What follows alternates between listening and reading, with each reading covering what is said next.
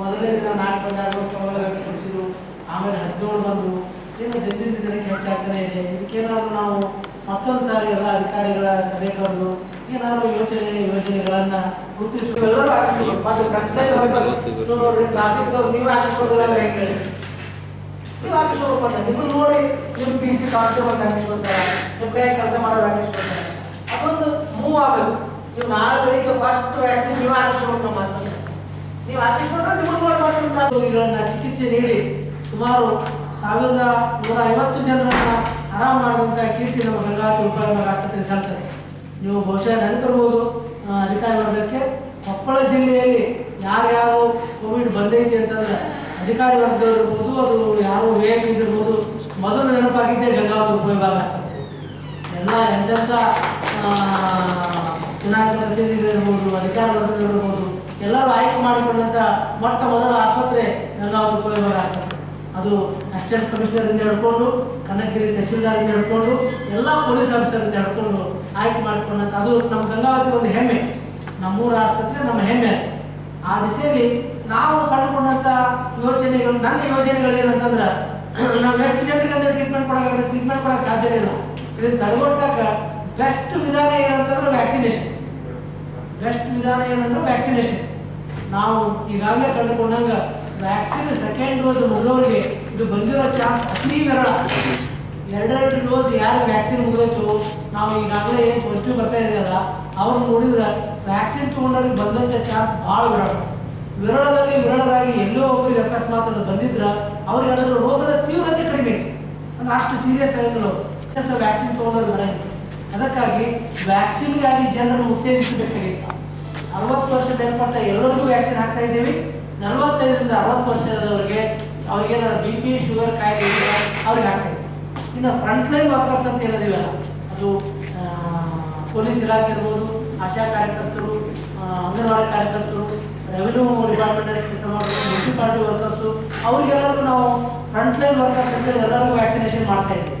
ನಮ್ಮ ಎಲ್ಲ department almost ಒಂದು 80% ತಗೊಂಡಿದ್ದಾರೆ. ಕೆಲವರಷ್ಟೇ ಏನೋ ಜ್ವರ ಬರ್ತದೆ ಅದು ಭಯ ಅಂತೇಳಿ ಈ ವಯಸ್ಸನ್ನು ಕೊಂಡಪ್ಪ ಹಿಡ್ಕೊಂಡು ಕೆಲವು ಜನ ಹೋಗಿಲ್ಲ. ನಮ್ಮ SP ಅವರು ಕಡ್ಡಾಯವಾಗಿ ಎಲ್ಲರೂ ತಗೋಬೇಕು ಅಂತ ಹೇಳಿ ವಾಕ್ ಮಾಡಿದ್ದಾರೆ. ಅದು ಕೂಡ ಕೆಲವರು 10 ದಿವಸ ಪುಟ್ಟ ನೆಪ ಹಿಡ್ಕೊಂಡು ಬಿಟ್ಟಿದ್ದಾರೆ. ಆಲ್ಮೋಸ್ಟ್ ಒಂದು 80% ಅಂತೂ ಎಲ್ಲರೂ ತಗೊಂಡಿದ್ದಾರೆ. ಕೆಲವು ನಿರ್ದಿಷ್ಟ ವ್ಯಕ್ತಿಗಳು ಕೆಲವರು ತಗೊಂಡಿಲ್ಲ, ಅವರು ಕೂಡ ಮಾಡಿಸ್ಲಿಕ್ಕೆ ನಾವು ಕ್ರಮ ತಗೋತೀವಿ. ಈ ಸಾಕಷ್ಟು ಏನಾಗಿದೆ ಮಾಸ್ಕ್ ಬಗ್ಗೆ, ಮತ್ತೆ ನಾವು ವಿದೌಟ್ ಮಾಸ್ಕ್ ಬೇರೆ ಕೇಸಸ್ ಕೂಡ ನಾವು ಎವ್ರಿಡೇ ಒಂದು 100 ಕೇಸ್ ಆಗ್ತಾ ಇದ್ದೀವಿ ಗಂಗಾವತಿಯಲ್ಲಿ. ಉಳಿದಂತೆ ನಮ್ಮ ಉಪವಿಭಾಗದಲ್ಲಿ ಒಂದು 200-225 ಕೇಸ್ ಆಗ್ತಾ ಇದೆ ಡೈಲಿ. ಕುಷ್ಟಗಿ ಮತ್ತು ಕನಕಗಿರಿ ಕಾರಕ್ಕೆ ಎಲ್ಲ ಹಿಡಿದು ಈ ರೀತಿ ನಮ್ಮವರೆಲ್ಲ ಕೇಸ್ ಮಾಡ್ತಾ ಇದ್ದಾರೆ. ಅದು ಇನ್ನೂ ಅವೇರ್ನೆಸ್ ಇನ್ನೂ ಜಾಸ್ತಿ ಬೇಕಾಗಿದೆ. ಯಾಕಂದ್ರೆ ಈಗಿನ ಒಂದು 2ನೇ ಅಲೆಯಲ್ಲಿ ಡೆತ್ ರೇಟ್ ಜಾಸ್ತಿ ಇದೆ ಅಂತೆಲ್ಲ ಡಾಕ್ಟರ್ಸ್ ಒಪಿನಿಯನ್ ಇದೆ, ಎಲ್ಲ ಕೂಡ ಹೇಳ್ತಾ ಇದ್ದಾರೆ. ಹಂಗಾಗಿ ಏನು ಸಾರ್ವಜನಿಕರಲ್ಲಿ ಒಂದು ಏನಿದೆ ಅಂತಂದ್ರೆ ಈಗ ಬಂದು ಹೋಗ್ಬಿಟ್ಟಿದೆಲ್ಲ, ಇನ್ನೇನಪ್ಪ ಬರುತ್ತೆ ಅನ್ನೋದು ಆ ರೀತಿ ಇದೆ. ನಾವೆಲ್ಲ ಜಾತ್ರೆ ಹಬ್ಬ ಇದೆ ಎಷ್ಟು ಬ್ಯಾನ್ ಮಾಡಿದ್ರು ಕೂಡ ಅದು ಧಾರ್ಮಿಕ ಬಿಡಬಾರ್ದು ಅನ್ನೋಂಥದ್ದು ಒಂದು ಇನ್ನೂ ಜನರ ತಲೆಯಲ್ಲಿದೆ. ಈಗ ನಮ್ಮ ಕನಕಗಿರಿ ಜಾತ್ರೆ ಕೂಡ ನಿನ್ನೆ ಮೀಟಿಂಗ್ ಮಾಡಿ ನಾವು AC ಅವರೆಲ್ಲ ಹೇಳಿ ಕನ್ವಿನ್ಸ್ ಮಾಡಿ ಹೇಳಿದ್ವಿ. ಆದ್ರೂ ಕೂಡ ಇದನ್ನು ತಲೆಯಲ್ಲಿ ಹೋಗಿಲ್ಲ ಎಲ್ಲರೂ. ಅದಿನ್ನೂ ಮಾಡಬೇಕು ಏನ್ರಿ ಹೇಗಂತೀರಂತೆ ನಮ್ಮ ಅಧಿಕಾರಿಗಳ ಮೇಲೆ ಮುಗಿ ಕೂಡಿಸ್ಲಿಕ್ಕೆ ನೋಡ್ತಾರೆ ಹೊರತು ಜನ ಅದ್ರ ಬಗ್ಗೆ ಇನ್ನೂ ಅಷ್ಟು ಇದಿಲ್ಲ. ಯಾಕಂದ್ರೆ ನಾವು ಎಷ್ಟೋ ಜನ ಈ ಕೋವಿಡ್ ಪಾಸಿಟಿವ್ ಕೇಸಲ್ಲಿ ಸೌದಿ ಸರ್ ಜೊತೆಗೆ ನಾವು ಬಹಳ ಹತ್ತಿರದಿಂದ ನೋಡಿದಾಗ ಎಷ್ಟೋ ಜನ ಒಳ್ಳೊಳ್ಳೆ ಹಿರಿಯ ಕಲಾವಿದರು ಕಳ್ಕೊಂಡ್ವಿ, ಎಷ್ಟೋ ಹಿರಿಯ ಅಧಿಕಾರಿಗಳು ಕಳ್ಕೊಂಡ್ವಿ, ತಹಶೀಲ್ದಾರ್ ತೀರ್ಕೊಂಡ್ರು, ನಮ್ಮ ಕೊಪ್ಪಳ ಹವಾದಾರ ತೀರ್ಕೊಂಡ್ರು, ಎಷ್ಟೋ ಜನ ತೀರ್ಕೊಂಡ್ರು. ಹಂಗಾಗಿ ಆ ತೀರ್ಕೊಂಡಂತ ಮನೆ ಕಷ್ಟಗಳಿಗೆ ನಮ್ಗೆ ಗೊತ್ತಾಗುತ್ತೆ. ನಮಗೆ ಪವನ ನೋಡಿದ್ರೆ ಏನು ಗೊತ್ತಾಗಲ್ಲ. ಒಬ್ಬ ಮನೆಯ ಸದಸ್ಯ ರೋಗದಿಂದ ಕಳ್ಕೊಂಡಿದ್ರೆ ಅವ್ರದ್ದೇನು ಕಷ್ಟ ಅನ್ನೋದು ನಮಗೆ ಗೊತ್ತಾಗುತ್ತೆ. ಅದಕ್ಕೆ ಅಂಥದ್ರ ಬಗ್ಗೆ ಸ್ವಲ್ಪ ಇನ್ನೂ ಜಾಸ್ತಿ ಅರಿವುಗೊಳಿಸಿ ನಾವೆಲ್ಲರೂ ಕೂಡ ಕೆಲಸ ಮಾಡಬೇಕಾಗಿದೆ. ಯಾಕಂದ್ರೆ ನಾವು ಈಗ ಬೆಡ್ಗಳ ವ್ಯವಸ್ಥೆ ಎಲ್ಲ ಡಾಕ್ಟರ್ ಹೇಳಿದ್ರು, ಎಲ್ಲರಿಗೂ ಬಂತಂದ್ರೆ ಏನು ಮಾಡೋಕ್ಕಾಗಲ್ಲ. ಹಂಗಾಗಿ ಆ ಕಷ್ಟ ನೋಡಿದ್ವಿ ನಾವು. ಹೋದ ಸರಿ ನಾವು ಹುಬ್ಳಿಯಲ್ಲಿ ಕೂಡ ಬುಕ್ ಮಾಡ್ಬೇಕಂತಂದ್ರೆ ಒಂದೊಂದು ವಾರ ಬಿಟ್ಟಾದಾಗ ಒಂದು ಬೆಡ್ ಸಿಕ್ಕಿದೆ ನಮಗೆ. ವ್ಯಾಕ್ಸಿನೇಷನ್ 100% ಕ್ಯೂರ್ ಮಾಡಲ್ಲ, ಬಟ್ ಇಮ್ಯುನಿಟಿ ಪವರ್ ಜಾಸ್ತಿ ಮಾಡಿ ಅದಕ್ಕೆ ಹೋರಾಡುವಂಥ ಶಕ್ತಿ ಕೊಡ್ತಿದೆ. ಸೊ ಈಗ ಸೌದಿ ಸರ್ ಹೇಳಿದಂಗೆ ಗಂಗಾವತಿ ತಾಲೂಕು ಲಾಸ್ಟ್ ಟೈಮು ಭಾಳ ಒಳ್ಳೆ ಹೆಸರು ತಗೊಂಡಿದೆ. ಆಮೇಲೆ ಎಲ್ಲ ತಾಲೂಕು ಲೆವೆಲ್ ಆಫೀಸರು ಒಳ್ಳೆ ಟೀಮ್ ವರ್ಕ್ನಲ್ಲಿ ಇದ್ದಾರೆ, ಎಲ್ಲ ಕೋಆಪರೇಷನ್ ಮಾಡ್ತಾರೆ ಅಂತ ಎಲ್ಲ ಹೇಳಿದ್ರು. ನಿಜವಾಗ್ಲೂ ಅಂತಹ ಕ್ಷೇತ್ರಕ್ಕೆ ನನ್ನ ತಹಶೀಲ್ದಾರಾಗಿ ತಂದಿರೋದಕ್ಕೆ ನಾನು ಶಾಸಕರಿಗೆ ಭಾಳ ಆಭಾರಿಯಾಗಿರ್ತೀನಿ. ಸೊ ಈ ಹಿಂದೆ ಹೆಂಗಾಗಿದ್ದು ಕೋಆಪರೇಷನ್ ಇತ್ತು, ಅದೇ ರೀತಿ ನಮ್ಮ ಜೊತೆಗೂ ಕೂಡ ತಮ್ಮ ಕೋಆಪರೇಷನ್ ಇರಲಿ. ನನ್ನಿಂದ ಏನೇ ಕೆಲಸ ಆಗ್ಬೇಕಂದ್ರೂ 24/7 ಯಾವಾಗಾದ್ರೂ ಫೋನ್ ಮಾಡಿ ನಾನು ಯಾವಾಗ ಸಿದ್ಧ ಇರ್ತೀನಿ. ಮೊನ್ನೆ ನಾನು ಬಂದು ಒಂದೇ ದಿನಕ್ಕೆ ಈ SC ಹಾಸ್ಟೆಲಲ್ಲಿ ಕೇಸಸ್ ಬಂದ ತಕ್ಷಣ ನೈಟ್ ನನಗೆ ಏನು ಮಾಡಬೇಕು ಗೊತ್ತಿಲ್ಲ, ಯಾರಿಗೆ ಮಾತಾಡೋದು ಗೊತ್ತಿಲ್ಲ. ಫಸ್ಟ್ ಡೇ ಬಂದ ತಕ್ಷಣ ನಾನು ಪ್ರಿಲಿಮಿನರಿ ಮೀಟಿಂಗ್ ಮಾಡಿದೆ ಕೋವಿಡ್-19. ಅವಾಗ ಬೆಳವಣಿಗೆಷ್ಟು ತಾಲೂಕು ಆಫೀಸರ್ಸ್ನ ನಾನು ಕಾಲ್ ಮಾಡಿದ್ದೆ. ಬಿಕಾಸ್ ಆಫ್ ನನಗಿನ್ನೂ ಯಾರೂ ಅಷ್ಟು ಪರಿಚಯ ಇದ್ದಿಲ್ಲ. ಆ ಒಂದು ಮೀಟಿಂಗ್ನಲ್ಲಿ ನಾವು 4-5 ಜನ ಕಲ್ತಿದ್ದಕ್ಕೆಲ್ಲ ಅವ್ರ ನೈಟ್ ಎಷ್ಟು ನನಗೆ ಅನುಕೂಲ ಆಯಿತು ಅಂದರೆ ಅವ್ರ ನಂಬರಿಂದ ನೈಟ್ ಆ SC ಆಫೀಸರ್ಸ್ ಬಂದರು, ಅಲ್ಲಿ ಅಟೆಂಡ್ ಮಾಡಿದ್ರು. ಆಮೇಲೆ TH ಅವ್ರು ಬಂದರು, ಅಟೆಂಡ್ ಮಾಡಿದ್ರು. ಅವರು ಬೇರೆ ಅವ್ರ ಬ್ಯಾಚ್ನ ಕಳಿಸ್ಕೊಟ್ರು. ಇನ್ನೂ ಸುಮಾರು ಜನ ಇದ್ದಾರೆ ಸ್ಟೂಡೆಂಟ್ಸ್ ಅಂದ್ರೆ ಈಗ 3 ಟೀಮ್ನ ಕಳಿಸ್ಕೊಟ್ರು ನೈಟ್ ಎಲ್ಲ ಚೆಕ್ ಮಾಡಲಿಕ್ಕೆ. ಅದೇ ಬರ್ಬೋದು, ಸ್ವಲ್ಪ ಏನೋ ಜ್ವರ ಬರ್ಬೋದು ಅಂದರು. ನಾನು ಮರುದಿವಸ ನನ್ನ ಡ್ಯೂಟಿಗೆ ಬೆಳಿಗ್ಗೆ 6 ಗಂಟೆ ಹೋಗ್ಬಿಟ್ಟಿದ್ದೆ. ನಾನು ನಮ್ಮ ಡಾಕ್ಟರ್ ನೋಡಕ್ಕೆ ಹೇಳಿದಾರಂತ ನಾನು ಹೇಳೇ ಹೋಗಿದ್ದೆ. ಅಂದ್ರೆ ಯಾಕೆ ಇದನ್ನ ಮಾತು ಹೇಳ್ತೀನಿ ಅಂದ್ರೆ ಯಾರು ಆತಂಕ ಪಡುವಂಥ ಅವಶ್ಯಕತೆ ಇಲ್ಲ. ಎಲ್ಲ ನಮ್ಮೇನು ಅದರಲ್ಲಿ ಎಂಪ್ಲಾಯೀಸ್ ನೀವು ತಗೊಂಡ್ರೆ, ಇವತ್ತು ಪೊಲೀಸ್ ಅಧಿಕಾರಿಗಳು ತಗೊಂಡ್ರೆ ಎಲ್ಲ ಪೊಲೀಸ್ ತಗೋತಾರೆ, ಮತ್ತು ಆರೋಗ್ಯ ಇಲಾಖೆ ಅಧಿಕಾರಿಗಳು, ನಗರಸಭೆ ಇರ್ಬೋದು, ಮತ್ತು ಎಲ್ಲರೂ PWD ಎಲ್ಲ PRD ಎಲ್ಲ ನೀವು ತಗೊಂಡ್ರೆ ನಿಮ್ಮ ಸ್ಟಾಫ್ ತಗೋತಾರೆ. ಅವರೆಲ್ಲ ಒಂದು ಏನಂದ್ರೆ ಒಳ್ಳೆ ಭಾವನೆ ಇಲ್ಲ, ನಮ್ಮ ಹಿರಿಯ ಅಧಿಕಾರಿಗಳು ತಗೊಂಡಿದ್ದಾರೆ, ಯಾವುದೇ ರೀತಿ ಆತಂಕ ಪಡೋದಿಲ್ಲ, ಅವಶ್ಯಕತೆ ಇಲ್ಲ ಅನ್ನುವಂಥ ಭಾವನೆ ಪ್ರತಿಯೊಬ್ಬರಲ್ಲಿ ಬರ್ತಾ ಇದೆ.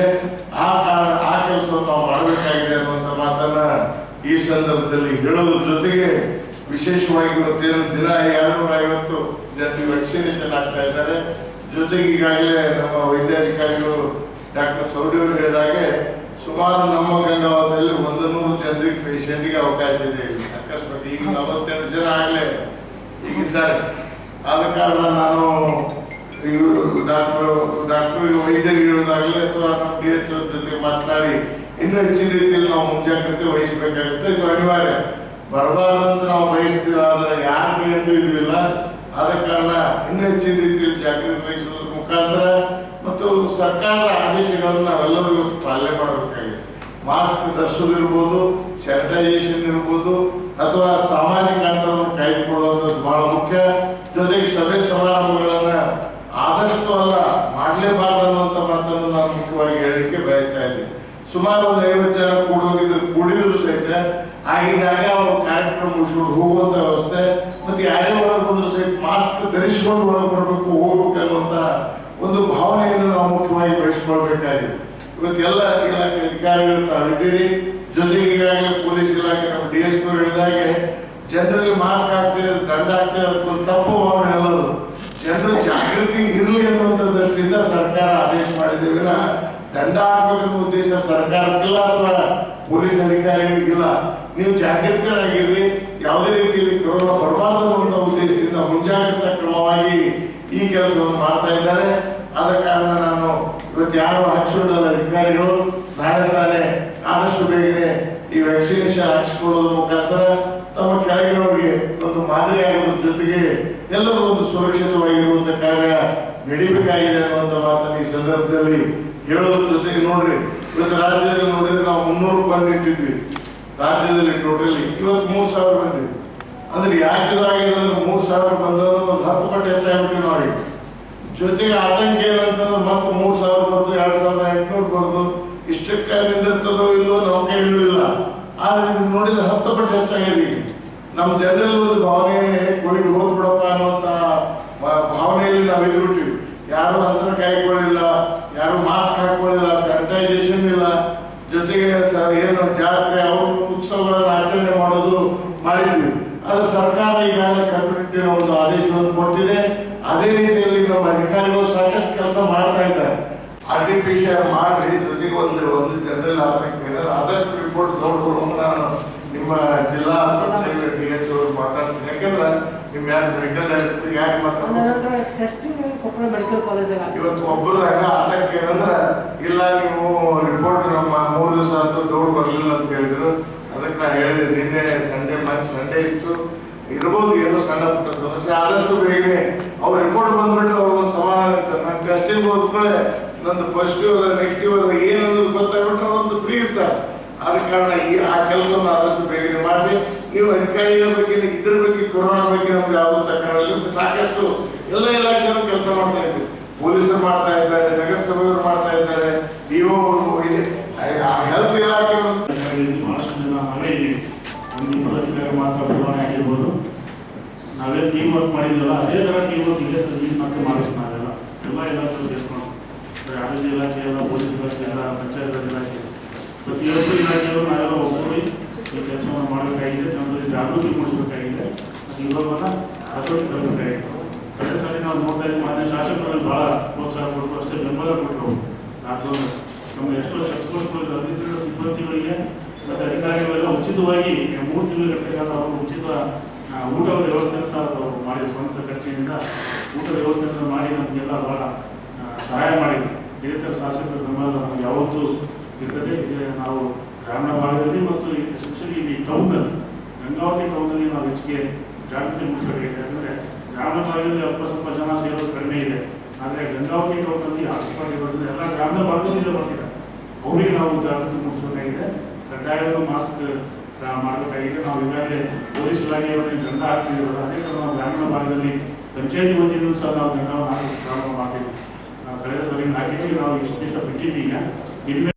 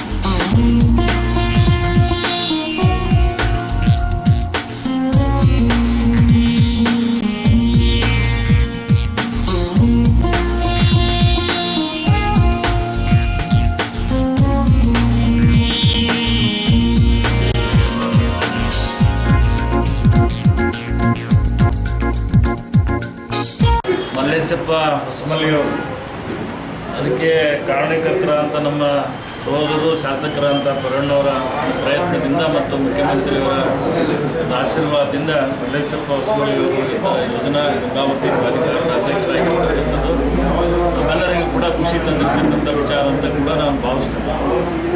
ಶಾಸಕರು ಲೇಟ್ ಡಿಸಿಷನ್ ಮಾಡಿದರೂ ಕೂಡ ಒಂದು ಒಳ್ಳೆಯ ಒಂದು ನಿರ್ಣಯ ಅಂತೇಳಿ ನನ್ನ ಭಾವನೆ. ಯಾಕಂದರೆ ನಮ್ಮ ಕಾಡಾ ಅಧ್ಯಕ್ಷರು ಕೂಡ ತಿಪ್ಪೇಸ್ವಾಮಿ ಸ್ವಾಮಿಯವರು ಮಾಡಿರ್ತಕ್ಕಂಥದ್ದು ಕೂಡ ಒಂದು ಒಳ್ಳೆಯ ಬೆಳವಣಿಗೆ. ಹಾಗಾಗಿರೋದ್ರಿಂದ ಇವತ್ತು ಮಲ್ಲೇಶಪ್ಪನವರಿಗೆ ಭಾಳ ದೊಡ್ಡ ಜವಾಬ್ದಾರಿಯನ್ನು ನಮ್ಮ ಪಕ್ಷ ವಹಿಸಿಕೊಟ್ಟಿದೆ. ನಮ್ಮ ಶಾಸಕರು ಮತ್ತು ನಾವೆಲ್ಲರೂ ಕೂಡ ಪಕ್ಷದ ವರಿಷ್ಠರು ಕೂಡ ಅವರಿಗೊಂದು ಜವಾಬ್ದಾರಿಯನ್ನು ಇವತ್ತು ವಹಿಸಿಕೊಡ್ತಕ್ಕಂಥ ಕೆಲಸ ಆಗಿದೆ. ಗಂಗಾವತಿ ನಗರ ಒಂದು ಅತ್ಯಂತ ಸುಂದರೀಕರಣದ ಒಂದು ನಗರ ಆಗಬೇಕಂತೇಳಿ ನಮ್ಮೆಲ್ಲರ ಬಯಕಿದೆ.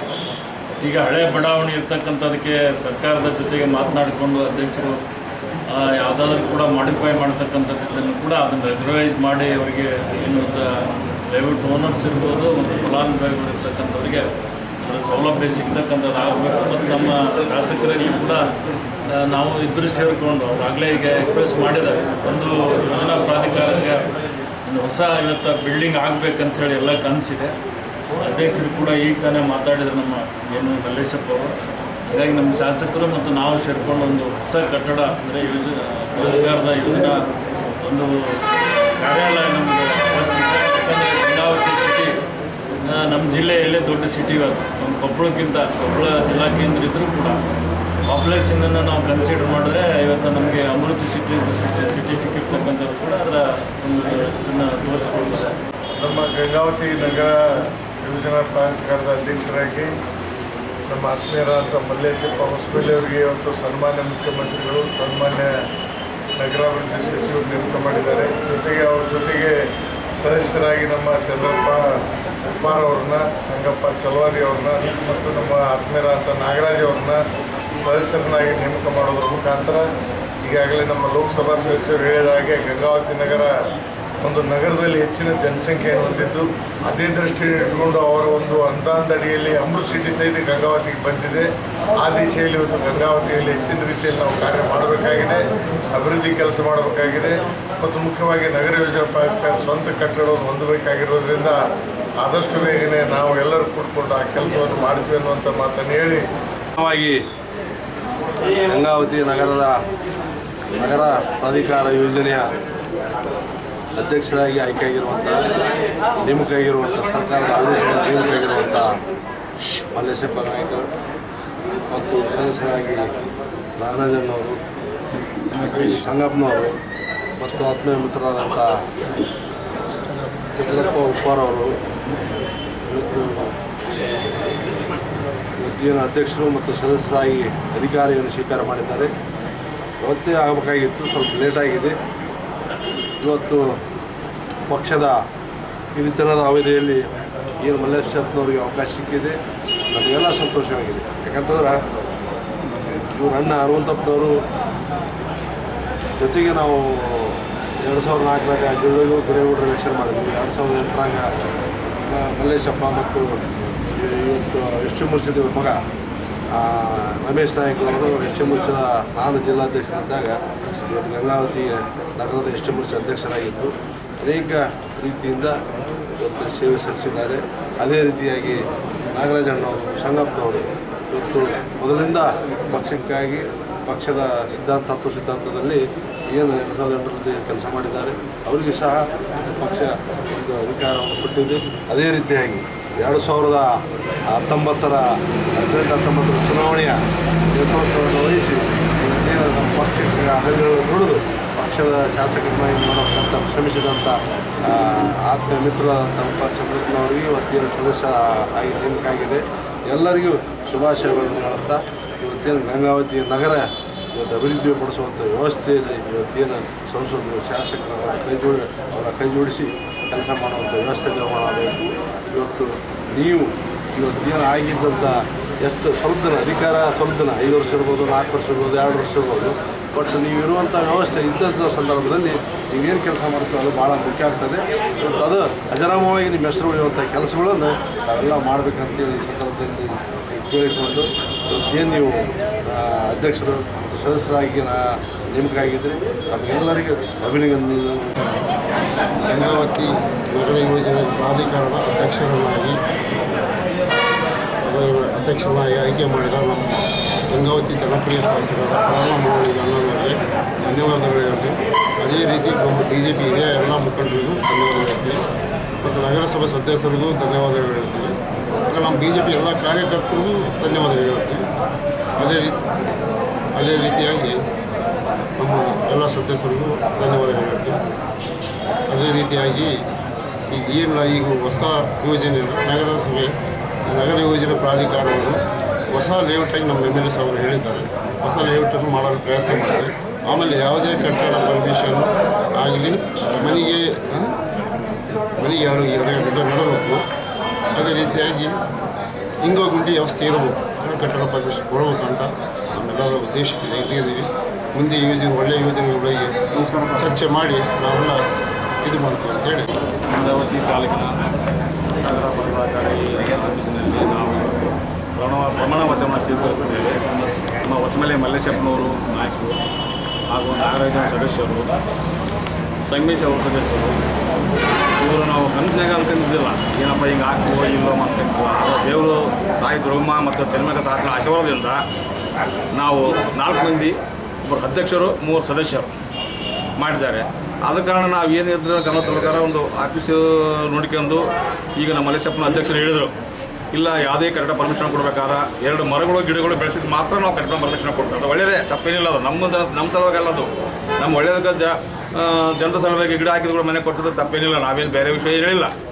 ಅದು ರೋಡ್ ರೋಡು ಎಷ್ಟು ಫೀಟ್ ಅಗಲಿರ್ಬೇಕು, ಎಷ್ಟು ಫೀಟ್ ಉದ್ದಿರ್ಬೇಕು ಅದು ತಿಳ್ಕೊಂಡು ನಾವು ಯಾವುದೇ ಮುಂಜೂರು ಮಾಡಬೇಕಾದ್ರೆ ಎಲ್ಲ 4 ಮಂದಿ ತಿಳ್ಕೊಂಡು ಪೂರ್ವಕ ಮಾಡ್ತೀವಿ. ನಮ್ಮ ಗಂಗಾವತಿ ನಗರ ಪ್ರಾಧಿಕಾರದ ಅಧ್ಯಕ್ಷರಾಗಿ ಹೊಸಮಲೆ ಮಲ್ಲೇಶಪ್ಪ ನಾಯಕ್ ಅವರು ಮತ್ತು ಅದೇ ರೀತಿಯಾಗಿ ಪ್ರಾಧಿಕಾರದ ಸದಸ್ಯರಾಗಿ ಉಪ್ಪಾರ್ ಚಂದ್ರಪ್ಪನವರು ಹಾಗೂ ಸಂಗಪ್ಪನವರು ಮತ್ತು ನಮ್ಮ ಜೆ ನಾಗರಾಜಪ್ಪನವರು ಆಯ್ಕೆಯಾಗಿರ್ತಕ್ಕಂಥದ್ದು ತುಂಬ ಸಂತೋಷದ ವಿಷಯ. ಇವತ್ತಿನ ದಿನ ಅವರೆಲ್ಲರೂ ಕೂಡ ಗಂಗಾವತಿ ನಗರದ ಪ್ರಾಧಿಕಾರದ ಒಂದು ಅಧ್ಯಕ್ಷ ಹುದ್ದೆಯನ್ನು ಮತ್ತು ಸದಸ್ಯ ಹುದ್ದೆಯನ್ನು ಅಲಂಕರಿಸಿದ್ದಾರೆ. ನಾನು ಈ ಸಂದರ್ಭದಲ್ಲಿ ಆ ಎಲ್ಲ ಅಧ್ಯಕ್ಷರು ಮತ್ತು ಸದಸ್ಯರಲ್ಲಿ ಕೇಳ್ಕೊಳ್ಳೋದು ಇಷ್ಟೇ, ಗಂಗಾವತಿ ನಗರದಲ್ಲಿ ಬಹುಮುಖ್ಯವಾಗಿ ಕಟ್ಟಡ ಪರವಾನಗಿ ಅಂತಕ್ಕಂಥದ್ದು ಮನೆಗಳಿಗೆ ಮತ್ತು ವಾಣಿಜ್ಯ ಕಟ್ಟಡಗಳಿಗೆ ನಿರ್ಮಾಣಕ್ಕೆ ಪರ್ಮಿಷನ್ ದೊರೀತಾ ಇಲ್ಲ. ತಾವೆಲ್ಲ ಸದಸ್ಯರು ಕೂಡಿಕೊಂಡು ತಮ್ಮದು ಅವಧಿಯಲ್ಲಿ ಅಂದರೆ ಸರ್ಕಾರದಿಂದಲೇ ಒಂದು ಮಾರ್ಗಸೂಚಿ ಅತ್ಯಂತ ಅಂದರೆ ಅದು ಸರಿಯಾದ ರೀತಿಯಲ್ಲಿ ಮಾರ್ಗಸೂಚಿ ಇಲ್ಲ. ಆ ಮಾರ್ಗಸೂಚಿಯನ್ನು ಪರಿಗಣನೆಗೆ ತೆಗೆದುಕೊಂಡು ಗಂಗಾವತಿ ನಗರ ಇರ್ಬೋದು, ಕರ್ನಾಟಕ ರಾಜ್ಯದಲ್ಲಿ ಎಲ್ಲ ತಲ್ಲೂ ಇದು ಒಂದು ಕಟ್ಟಡ ಪರವಾನಗಿ ಯೋಜನಾ ಪ್ರಾಧಿಕಾರದ ಅಧ್ಯಕ್ಷ ಮತ್ತು ಸದಸ್ಯರ ಪದಗ್ರಹಣ ಕಾರ್ಯಕ್ರಮ ನೆರವೇರಿತು. ಅದಕ್ಕೆಲ್ಲ ಸಹಕರಿಸಿದ ಎಲ್ಲ BJP ಪಕ್ಷದ ಮುಖಂಡರಿಗೂ ಮತ್ತು ನಗರಸಭಾ ಸದಸ್ಯರಿಗೂ ಮತ್ತು ಪಕ್ಷದ ಎಲ್ಲ ಕಾರ್ಯಕರ್ತರಿಗೂ ಇವತ್ತು ವಂದನೆಗಳನ್ನು ತಿಳಿಸುತ್ತಾ, ಅದೇ ರೀತಿಯಾಗಿ ನಮ್ಮ ಮೇಲೆ ಏನು ವಿಶ್ವಾಸ ಇಟ್ಟು ಶಾಸಕರು ಮತ್ತು ಪಕ್ಷದ ಕಾರ್ಯಕರ್ತರಿಗೆ ನಮ್ಮನ್ನು ಇವತ್ತು ಸದಸ್ಯರನ್ನಾಗಿ ಮಾಡಿ ಅಧ್ಯಕ್ಷರನ್ನು ಮಾಡಿದ್ದಾರೆ. ಅದೇ ರೀತಿ ಶಾಸಕರ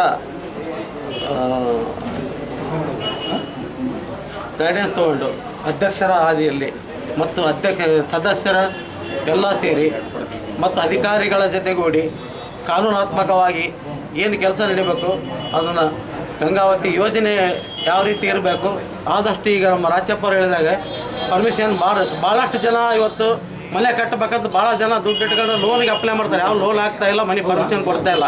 ಯಾಕೆ ಈ ರೀತಿ ಆಗ್ತದವ ಅದು ಇನ್ನೂ ನಮಗೆ ಮಾಹಿತಿ ಇಲ್ಲ. ಅದೇ ರೀತಿ ನಮ್ಮ ಪ್ರಾಧಿಕಾರದ ನೂತನ ಅಧ್ಯಕ್ಷರಾಗಿ ಸಹೋದರರು, ಹಿರಿಯರು, ನಮ್ಮವರೇ ಆದಂಥ ನಮ್ಮ ಹೊಸಮಲೆ ಮಲ್ಲೇಶಪ್ಪನವರು ಅಧ್ಯಕ್ಷರಾಗಿ, ಅದೇ ರೀತಿ ಪ್ರಾಧಿಕಾರಕ್ಕೆ ನಮ್ಮ ಹಿರಿಯ ಸಹೋದರಂತ ಚಂದ್ರಪ್ಪ ಅವರು, ಅದೇ ರೀತಿ ನಮ್ಮ ನಾಗರಾಜ್ ಅವರು ಮತ್ತು ಚೆಲುವಾದಿಯವರು ಸದಸ್ಯರಾಗಿ ಇವತ್ತು ನೂತನವಾಗಿ ಅಧಿಕಾರ ಪದಗ್ರಹಣವನ್ನು ಮಾಡಿಕೊಂಡಿದ್ದು ಅವರಿಗೆ ನಮ್ಮ ಗ್ರಾಮೀಣ ಮಂಡಲ ಭಾರತೀಯ ಜನತಾ ಪಕ್ಷದ ವತಿಯಿಂದ ಶುಭಾಶಯಗಳನ್ನು ಕೋರ್ತಾ ಮುಂದಿನ ದಿನಮಾನಗಳಲ್ಲಿ ನಗರಸಭೆಯ ಗಂಗಾವತಿಯನ್ನು ಸುಂದರೀಕರಣಗೊಳಿಸಲು ಮತ್ತು ವ್ಯವಸ್ಥಿತವಾಗಿ ಪ್ರಾಧಿಕಾರದ ಅಡಿಯಲ್ಲಿ ಕಾನೂನಡಿಯಲ್ಲಿ ಗಂಗಾವತಿ ನಗರ ಯೋಜನೆಯ ಎಲ್ಲ ಲೇಔಟ್ಗಳನ್ನು ಪಾರ್ಕ್ಗಳನ್ನು ರಕ್ಷಿಸಲು ಅವರು ಕೆಲಸವನ್ನು ಮಾಡಬೇಕು.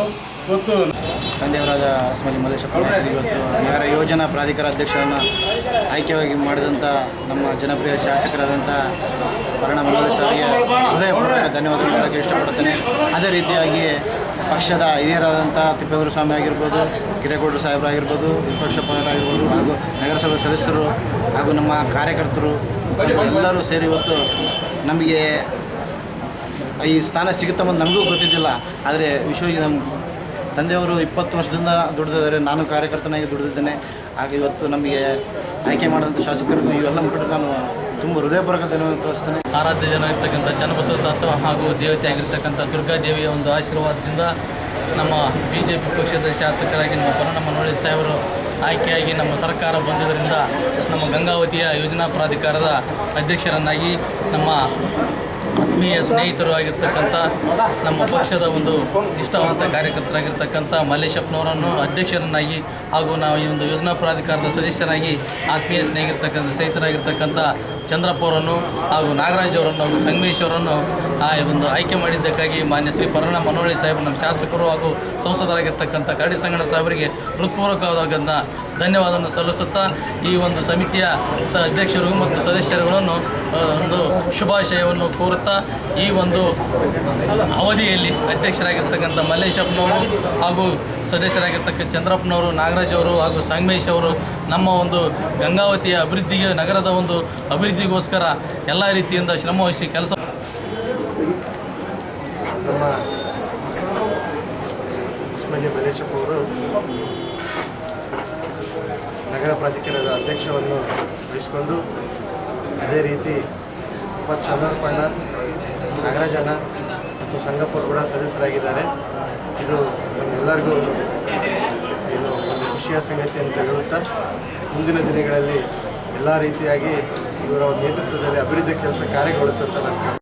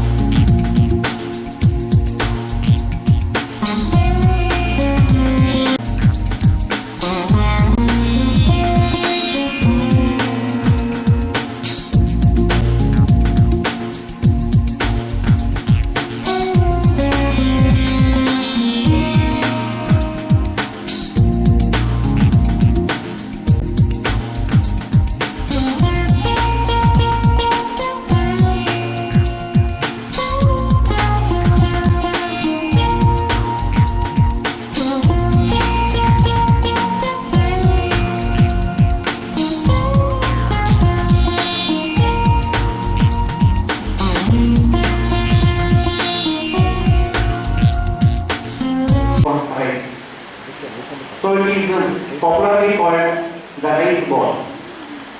Now Gangavati is moving towards and turning into a educational hub.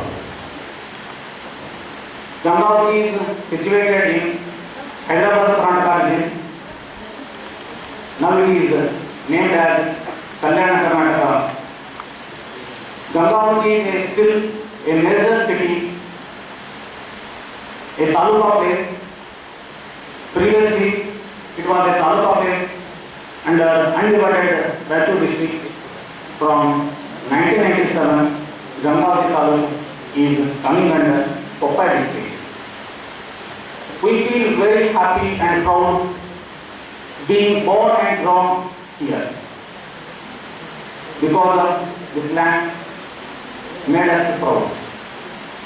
Gangavati has contributed lot more things to the development of our state, Kannada language, Kannada literature, culture, historical, political, and even some other historical backgrounds. Surrounding to our Gangavati place, we have so many places, wonderful historical places, which are more important for the study and knowledge. The program coordinator, understanding local history, regional history is absolutely necessary.